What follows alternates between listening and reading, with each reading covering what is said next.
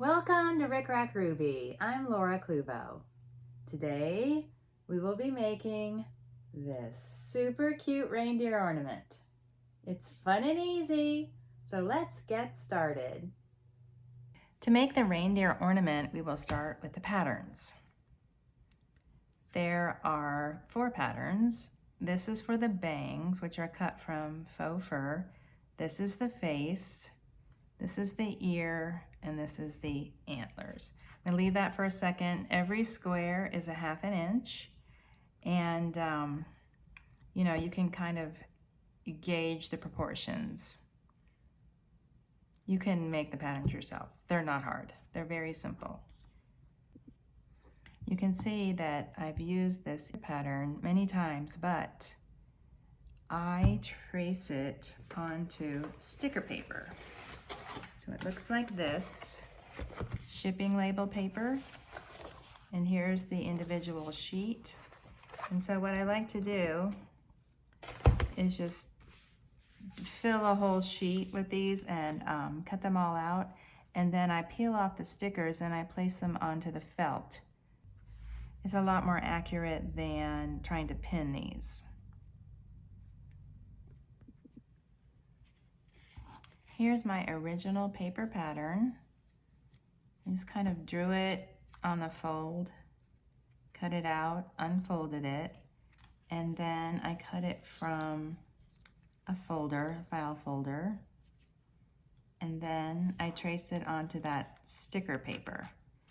The antlers are cut from this Felties Stiffened felt sheet. So this is actually super stiff here, and it works great for the antlers.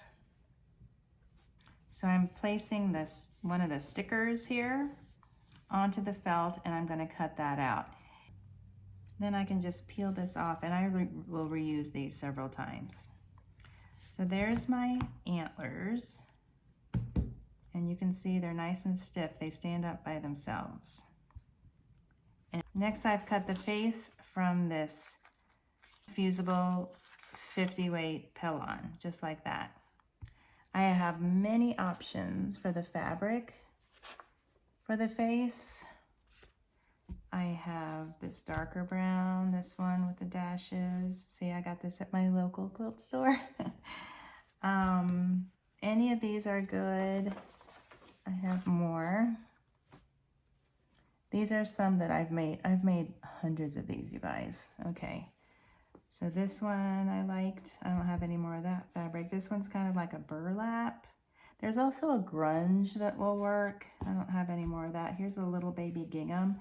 I mean, I think I made these in like 1980. So I've had this one for a long time. This one works out really well. But today I'm going to use this one. It's sort of a golden color, and I've never used this, so I thought I'd give it a try. Here's my face with the interfacing fused to the back. I only need one of those. And now for the ear, I'm going to cut 2 from the face pattern and 2 from this mini holly print. You can use anything you like. This is the lining of the ears. So I've just chosen this because I seem to have plenty of it. There we go. I have 2 from the face, from the brown, and 2 from the holly for the linings. I'm going to pair these up.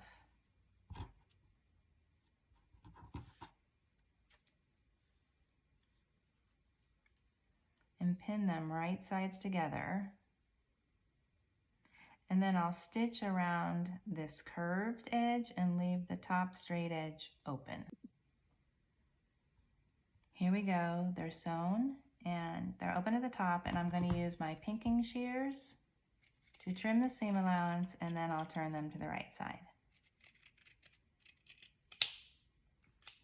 I'm going to go over to my iron. I'll press them flat, and then I'm going to fold them like this. So one goes this way, and the other one goes this way for the ears. I know it's hard to see, but I just want to show you where I'm going, like this. Okay, here we go. These are pressed, pinned, and now I'm going to pin them to the front. There's just one little trick, is you come down a little bit and then you tilt them. So about like that. So right side's down, like that, but you see how this comes out a little bit from the edge? That way, after you stitch, you fold it back and it's going to be straight. Trust me. So this top folded corner is just about even with the edge, but the bottom comes out about, I don't know, I think that's maybe 1/4 of an inch for this larger piece. And we're gonna pin, and they don't have to be identical and they don't have to be perfect, because sometimes if your ears are wonky, it's just extra cute. Oh, and I've also found that, you know, if they overlap like that, then you've probably made them too far in, but they kind of just almost touch there. See right in the middle here? So about like that. And then how about if I measure? Okay, this is 3/4 of an inch. There's a lot going on here with the bangs and decorations and stuff, so just make sure you do 3/4 of an inch down. Now I'm going to go ahead and kind of base these down on the sides and then trim off these corners. There we go. Now I'll just trim out that little bit there. You don't really have to, but it does help a little bit. Now the back of the reindeer is faux fur. So I'm using this kind of plush fur. It's, I don't know if it's long pile, maybe long pile plush fur, and make sure that the direction of the fur is down. Just go right here. Making sure that there's plenty of backing. Good. And then I'll pin and stitch and then trim. You know, once you start cutting the fur, it kind of gets all over the place, so I'm going to stitch it first and then cut it out. Here's how it looks sewn, and there's the back. I think you can see that outline. Now I'm going to cut this out, but I'm going to do it over my trash can. There we go. I use my pinking shears to cut it out, but you can just use scissors. Now I'm going to turn it. Oh, I forgot to say that I backstitched heavily here and here, so that when I turn it, I don't put a lot of undue pressure there on the edges. And this is always makes me a little bit nervous. I got to make sure my ears look right. Oh, there we go. There's the 2 ears. Adorable. That looks great. I have some stuffing, and I'll just fill it up. I like it to be nice and firm, and making sure that the bottom is rounded.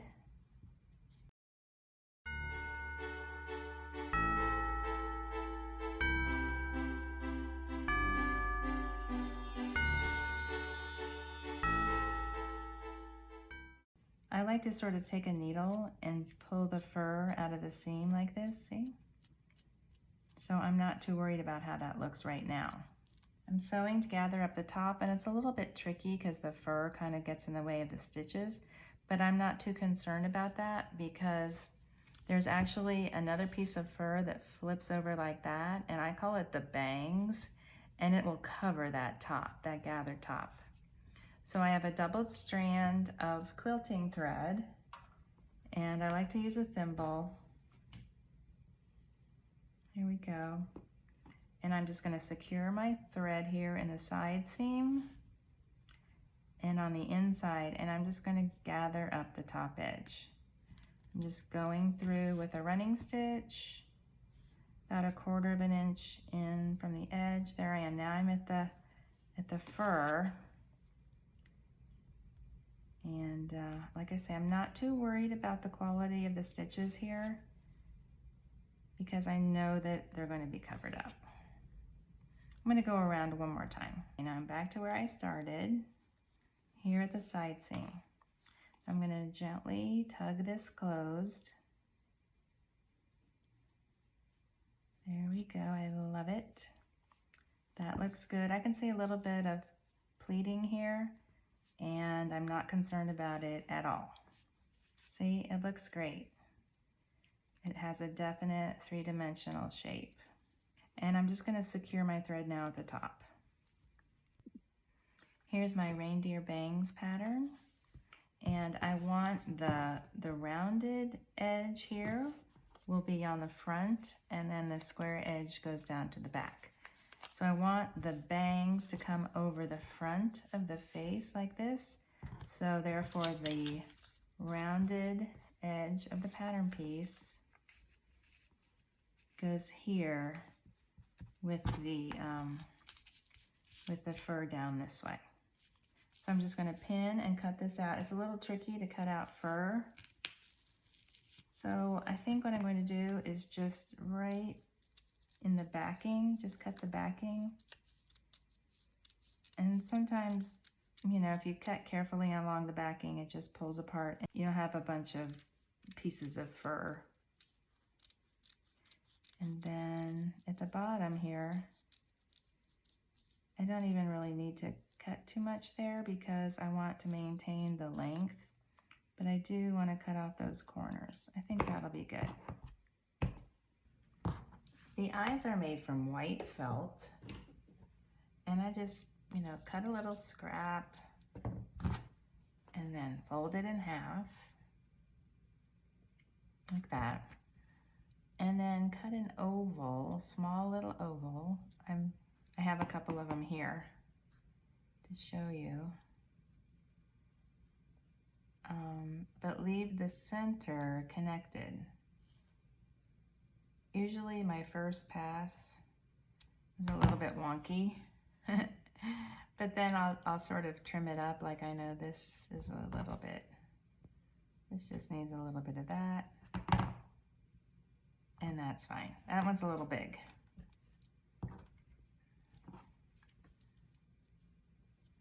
So I'll just trim it a little bit more, just so that you see, you know, the general dimensions and the way to do it. You'd also cut two ovals, but they're kind of fiddly. And this gives you kind of this cute little cartoonish look. There we go. If there's a tilt in the, to the eyes, like if the ovals are tilted this way, I want that at the top. But if they're just kind of straight up and down, then it doesn't really matter. There we go. I use that one since I cut it out for you. And then for the actual like pupils, I'm going to use black size 6 glass beads. The only identifier I have on here is John Bead Corp, like John Bead Corp. But I think I bought this, you know, from the bead department at Michael's. Did I open off the bottom? I can't remember. Oh yeah, okay, they open from the bottom. 2 eyes, there we go. And I have a needle with 2 strands of black floss. I'm going to place this about halfway down the face. That looks good. We'll pin it for a second. Sometimes I can use like a glue stick or something to secure that, but I want to get the beads sewn on. If you like, you can make the beads high, low, center, over to the right, over to the left, closer together, farther apart, whatever you like. You know, it just creates a different expression. But I like to make the stitch a little bit diagonal from the outside top to the inside center. Hope that makes sense. So if you see the direction of my stitch here, like that. And then always remember it's the side of the bead that shows, so you're not going to try to get the whole facing up. It's the side of the bead. And then I'm securing my thread always up here in the top, because that will be covered by the bangs, so I don't worry about having these stitches showing. From the outside top to the inside like this. That's a little long, but that'll work.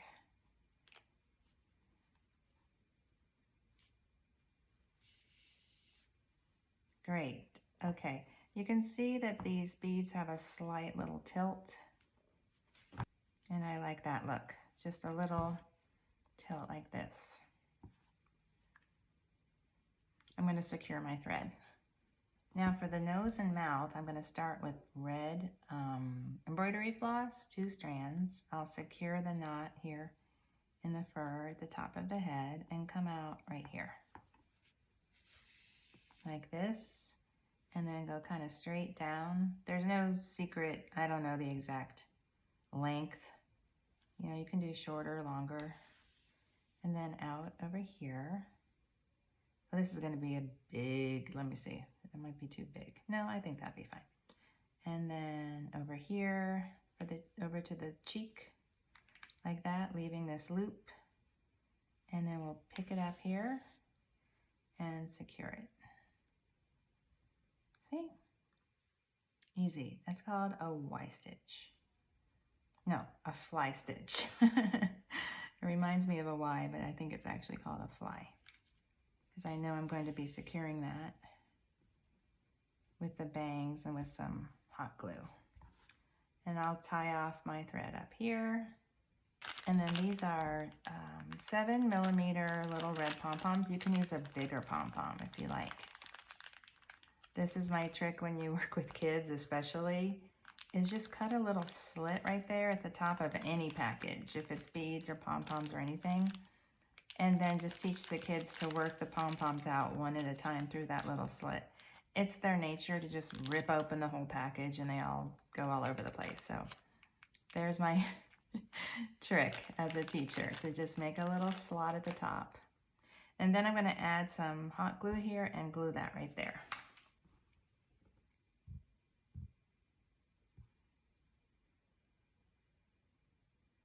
That looks good. And for the cheeks, I'm going to add a little bit of blush. I just have some cosmetic blush and a cotton swab. And I'll just rub some on here. Try not to get it on the eyes.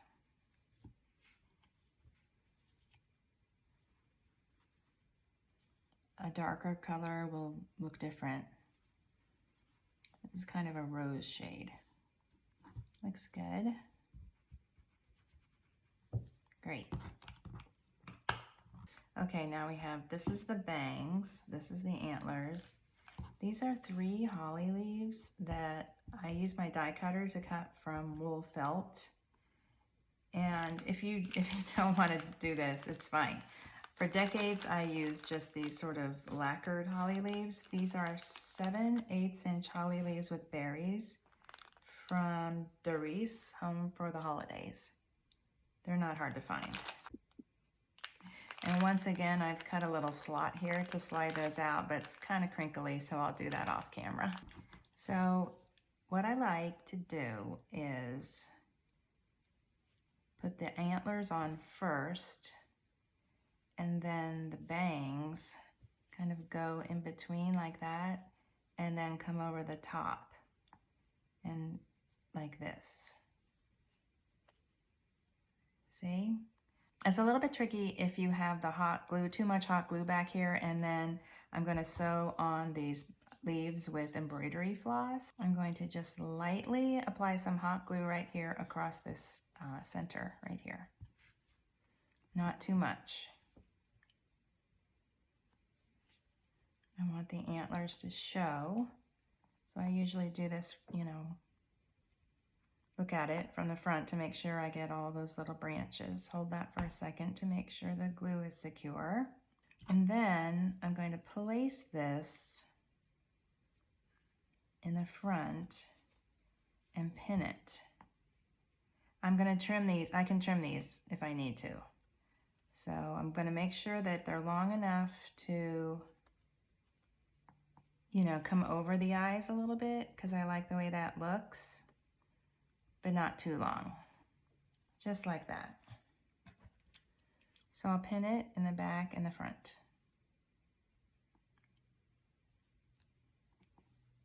I'm using 2 strands of this lime green floss, and I'm going to place these leaves so that these are 2 of the same color, and then the third one goes in the center. But I'm not going to try to make them super symmetrical.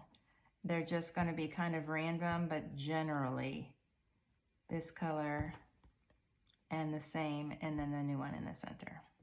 So I unpin the back. Now you don't have to do all this pinning and unpinning and all that. You can just glue it if you want. And then you can just glue this. Just cut it off with wire cutters, set it right there, glue it on, and you're done. And it's super cute. But I just wanted to show you an alternative. That looks good. I know I unpinned the back here, so it looks a little funny, but I'm just doing 1 stitch along the length of the leaf.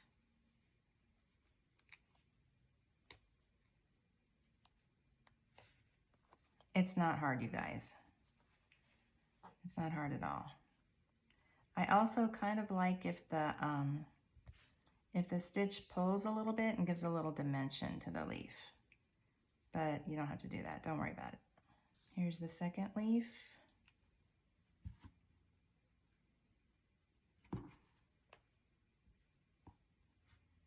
Like that. And then for the middle leaf, I'll just come up in the middle somewhere. There we go. Great. And then the third one, like that. I never like it to be, you know, straight down the center. I like it to be a little bit off to one side or the other. It's a little bit more whimsical that way. Great. And I'm going to tie off my thread, see, in here, in the back right here. Now I'm going to glue down my bangs. It's not a lot of gluing because the stitches kind of hold the front, but I'm going to be sure this edge is secure, and of course this back is secure.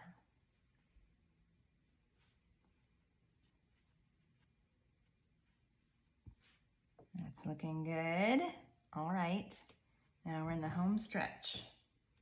I'm going to tie a hanging loop here, just stitching through, making sure it's grabbing into the, you know, securely through the top of the head and not just through the felt or through the fur.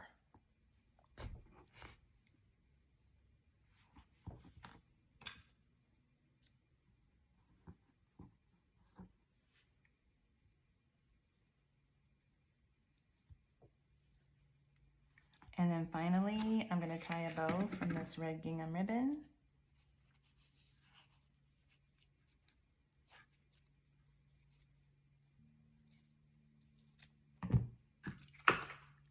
This is a little big. I'm going to pull those in a little bit like that. Let's measure it. Okay, so it's a little bit more than 2 inches across all the way. Then I'm going to fold this up in the center and put some glue right here.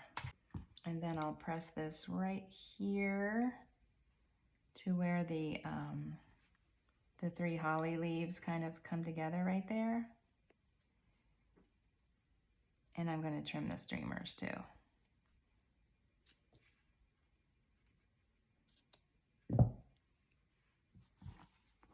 And that's the final step, and we're done. Yay! Here are some other examples.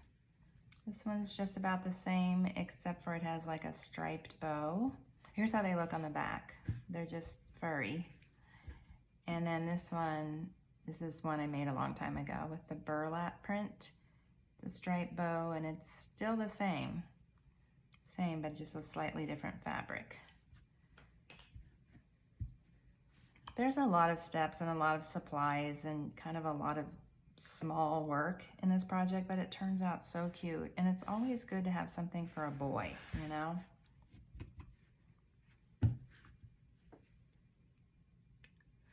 Thank you for watching my tutorial.